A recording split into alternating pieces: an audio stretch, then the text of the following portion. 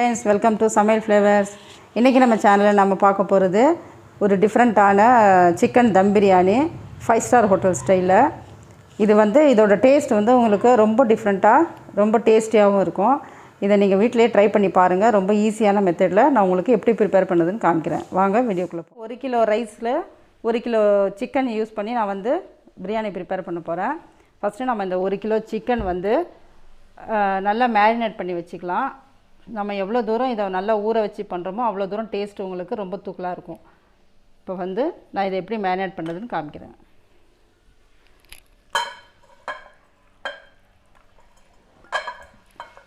இந்த மாதிரி ஒரு பாத்திரத்தில் எடுத்து வச்சுக்கலாம்.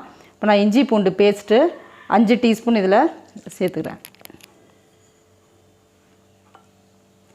தயிர், நல்ல கெட்டியான தயிர் 1 கப்பு, நீங்கள் 100 ml கணக்கில் எடுத்துக்கோங்க. எலுமிச்சம்பழம் ஜூஸ் எடுத்து நான் ஒரு நல்ல பெரிய எலுமிச்சம்பழம் பழமாக எடுத்துருக்கிறேன், அதையும் சேர்த்துடலாம். மிளகாத்தூள் 2 டீஸ்பூன். நான் எப்போயுமே சொல்கிற மாதிரி காரமும் உப்பும் அவங்கவுங்க டேஸ்ட்டுக்கு ஏற்ற மாதிரி நீங்கள் சேர்த்துக்கோங்க. நான் இதுக்கு எவ்வளோ தேவையோ அவ்வளோ ஆட் பண்ணியிருக்கிறேன். கரம் மசாலா 1 டீஸ்பூன், மல்லித்தூள் 1 டீஸ்பூன், மிளகாத்தூள் 1/4 டீஸ்பூன், ஜீரகம் 1 டீஸ்பூன்.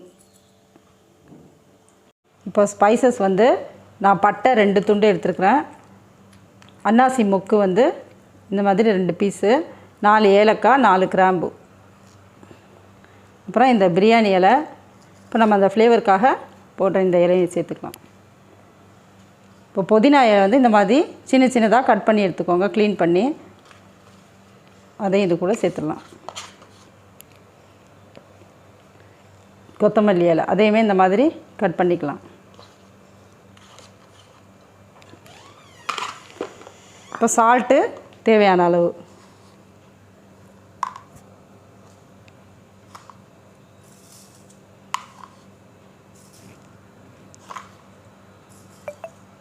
நான் போட்டிருக்கிறேன், அப்புறம் நம்ம செக் பண்ணி மறுபடியும் போட்டுடலாம். இப்போ இதை நல்லா மிக்ஸ் பண்ணிக்கோங்க.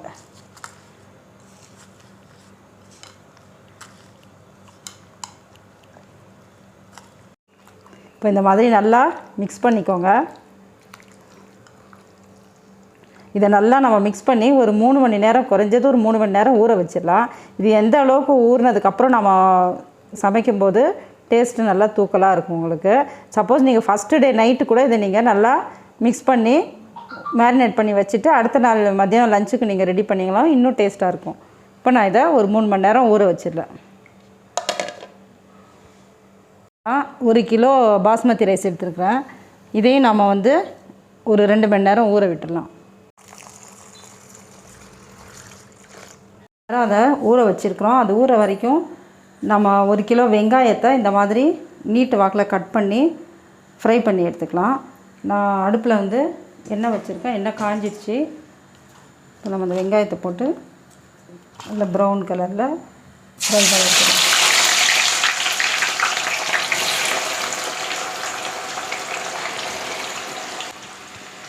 நல்லா ப்ரௌனாக ஆற வரைக்கும் ஃப்ரை பண்ணுங்கள். மாதிரி நல்லா ப்ரௌன் கலரில் ஃப்ரை பண்ணிவிட்டு இப்போ எடுத்துக்கலாம். இதே மாதிரி மீதி இருக்கிறதையும் இதே மாதிரி ரொம்ப கருகாமல் ப்ரௌன் கலரில் ஃப்ரை பண்ணி எடுத்துக்கோங்க.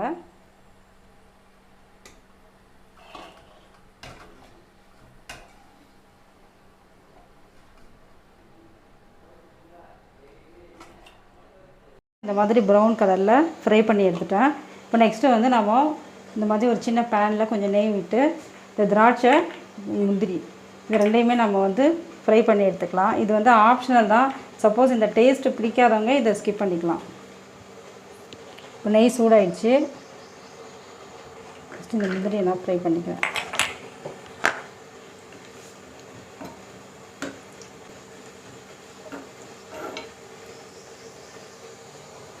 ரொம்ப கருகாமல் கொஞ்சம் ப்ரௌனாக எடுத்துக்கோங்க. இப்போ இந்த கலரில் முந்திரியை நம்ம ஃப்ரை பண்ணி எடுத்துக்கலாம்.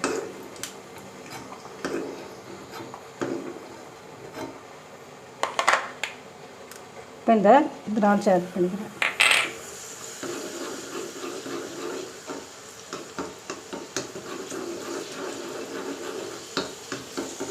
இதையுமே லேசாக கருக விடாமல் எடுத்துருங்க.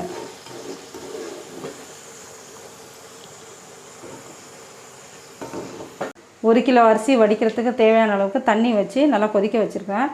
தண்ணி கொதிச்சிருச்சு. இப்போ நம்ம இதில் என்னென்ன ஆட் பண்ணலான்னு பார்க்கலாம். இப்போ இதில் வந்து நான் ஒரு சின்ன ஒரு கைப்பிடி அளவுக்கு புதினா,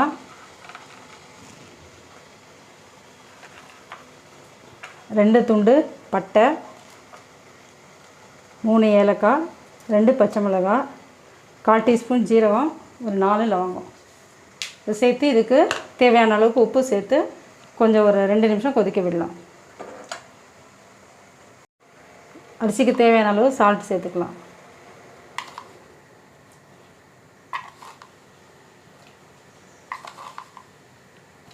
இப்போ இதில் ஒரு சின்ன ஒரு டீஸ்பூன் எண்ணெய் சேர்த்துக்கலாம். அப்போ தான் வந்து அரிசி வந்து குழையாமல் ஒன்றோட ஒன்று ஒட்டாமல் வரும். இப்போ இதில் நான் 2 ஸ்பூன் எண்ணெய் விட்டுருவேன். இப்போ ஒரு 5 நிமிஷம் நல்லா கொதிக்க விடுவோம். அதுக்கப்புறம் நம்ம அரிசி கழுவி இதில் சேர்த்துக்கலாம். அந்த தண்ணி கொதிக்கிற வரைக்கும் ஒரு 1/2 டம்ளர் பால் வந்து சூடு பண்ணி எடுத்துருக்கேன்.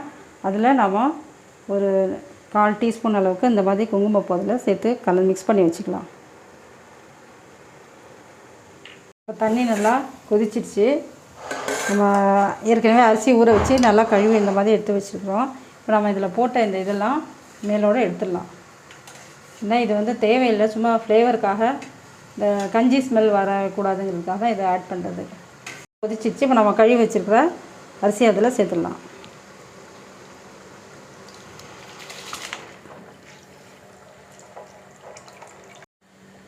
இப்போ அரிசி ஃபுல்லாக போட்டுட்டோம். இப்போ நம்ம இதை ஒரு 5 நிமிஷம் கொதிக்கிற வரைக்கும் மூடி, இதை அரிசி போட்டுட்டு நீங்கள் இதை கிண்ட வேண்டாம், அப்படியும் மூடி வச்சுருங்க. இப்போ அரிசி வெந்துருச்சு. முழுசாக வேக விடாமல் இந்த மாதிரி முக்கால் பதத்தில் நம்ம வடித்து எடுத்துக்கலாம். இந்த மாதிரி ஒரு பாத்திரம் எடுத்துக்கோங்க. அதில் வந்து கீழே நம்ம இந்த மாதிரி ஒரு வாழை இலை வச்சிடலாம். இது எதுக்குன்னா அது உங்களுக்கு நல்ல ஃப்ளேவர் கொடுக்கும், அதே நேரம் உங்களுக்கு அடியும் பிடிக்காது. ஆயில் எடுத்து பாதி அளவுக்கு சேர்த்துக்கலாம்.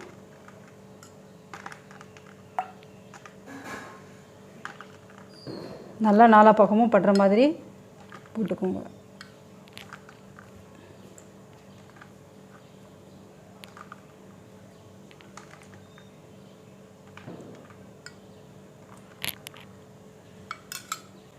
அதுக்கப்புறம் நம்ம மேரினேட் பண்ணி வச்சுக்கிற சிக்கன் எடுத்துக்கலாம்.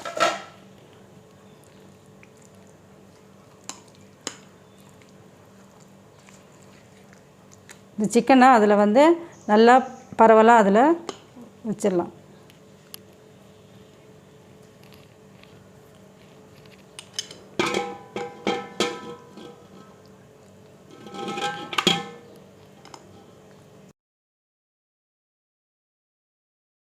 இப்போ நம்ம மீதி இருக்கிற எண்ணெயை அது மேலே நல்லா ஊற்றி விட்டுடலாம்.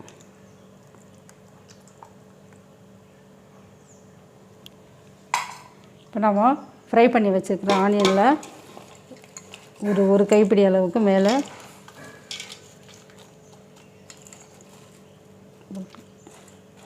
ஒரு 4 பச்சை மிளகாய், அரிசியை வந்து தண்ணி வச்சு இதில் நல்லா பரவலாக விட்டுடலாம்.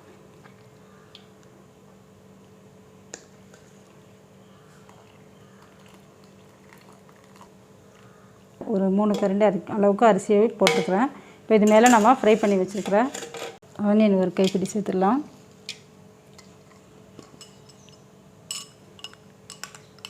நம்ம குங்குமப்பூ போட்டு மிக்ஸ் பண்ணி வச்சுருக்கிற இந்த பால் அதையும் 2லேருந்து 4 ஸ்பூன் போட்டுடலாம். இதுவுமே ஒரு ஃப்ளேவருக்காக தான். சப்போஸ் இந்த ஸ்மெல் பிடிக்காதவங்க இதை நீங்கள் ஸ்கிப் பண்ணிக்கலாம்.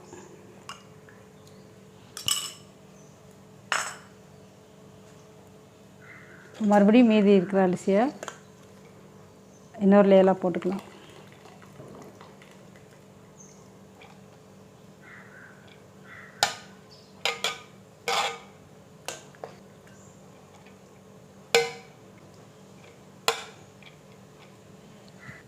இப்போ நான் செகண்டும் அதே மாதிரியே ரைஸ் எடுத்து போட்டு அது மேலே நம்ம ஃப்ரை பண்ண ஆனியனும் இந்த குங்குமப்பூ பாலும் மிக்ஸ் பண்ணிட்டேன். இப்போ வந்து லாஸ்ட்டு ஃபைனல் லேயர் போட்டுக்கலாம்.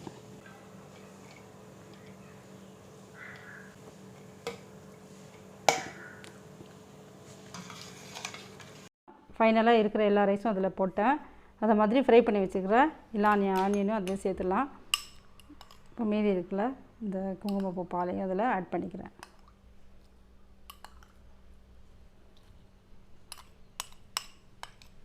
நம்ம ஏற்கனவே திராட்சை முந்திரி ஃப்ரை பண்ணி வச்சுருந்தோம் இல்லையா, அந்த நெய் வந்து அது மேலோடு விட்டுடலாம். இப்போ நான் ஃபுட் கலர் வந்து ஆட் பண்ணி வச்சுருக்கிறேன், தண்ணியில் கரைச்சி.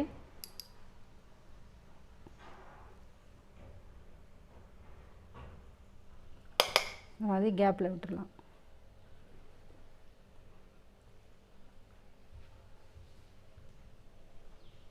இப்போ இதெல்லாம் நம்ம அலுமினியம் ஃபாயில் கவர் பண்ணி இதை கேஸில் வந்து நம்ம தம்முக்கு விட்டுடலாம்.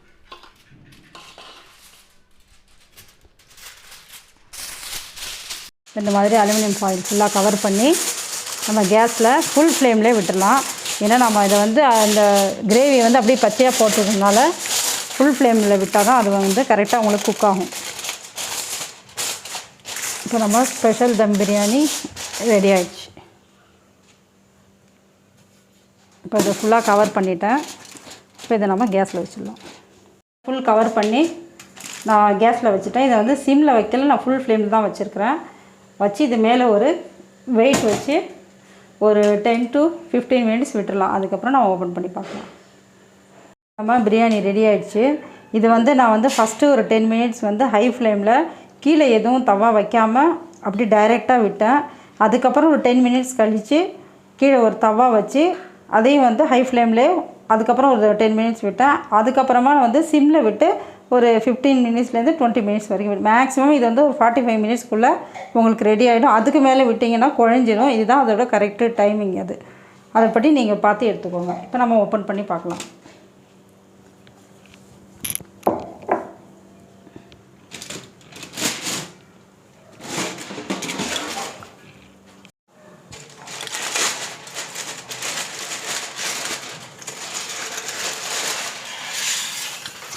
இப்போ நம்ம பிரியாணி சூப்பராக தம் ஆகிருக்கு.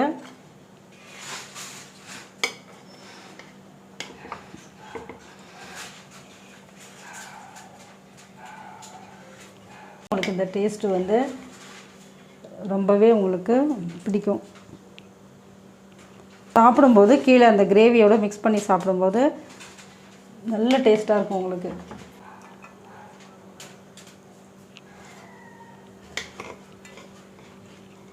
சூப்பரான சிக்கன் தம் பிரியாணி ரெடி ஆகிடுச்சு. ரொம்ப ஸ்பெஷலான பிரியாணி இது. இதை நீங்கள் கண்டிப்பாக இதை ட்ரை பண்ணி பாருங்கள். இப்போ நான் வந்து இந்த மாதிரி ஃப்ரை பண்ணி வச்சுருக்கேன் முந்திரி பருப்பு.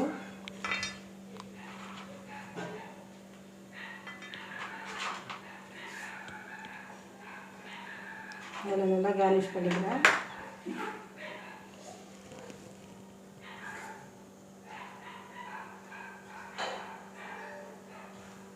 கட் பண்ணி வச்சுருக்கேன் கொத்தமல்லி அதில் நம்ம போட்டுக்கலாம். இப்போ இந்த மாதிரி நீங்கள் ட்ரை பண்ணி பாருங்கள். கண்டிப்பாக உங்களுக்கு இந்த டேஸ்ட்டு ரொம்பவே பிடிச்சிருக்கும். இதை ட்ரை பண்ணி பார்த்துட்டு எனக்கு கமெண்ட் பண்ணுங்கள். உங்கள் ஃப்ரெண்ட்ஸ்க்கும் ஷேர் பண்ணுங்கள். அப்படியே மறக்காமல் என்னோடய சேனலை சப்ஸ்கிரைப் பண்ணிக்கோங்க. தேங்க்யூ.